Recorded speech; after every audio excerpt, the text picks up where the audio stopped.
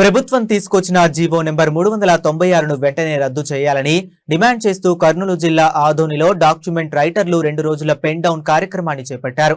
ఈ జీవో అమల్లోకి వస్తే తమ జీవనోపాధి పూర్తిగా దెబ్బతింటుందని ఆందోళన వ్యక్తం చేశారు.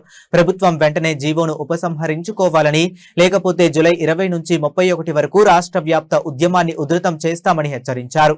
నా పేరు నరసింగప్ప, డాక్యుమెంట్ రైటర్. నేను ఇక్కడ ఆదోనిలో వచ్చేసి మేమంతా దాదాపు 150 మంది వరకు ఉంటాము.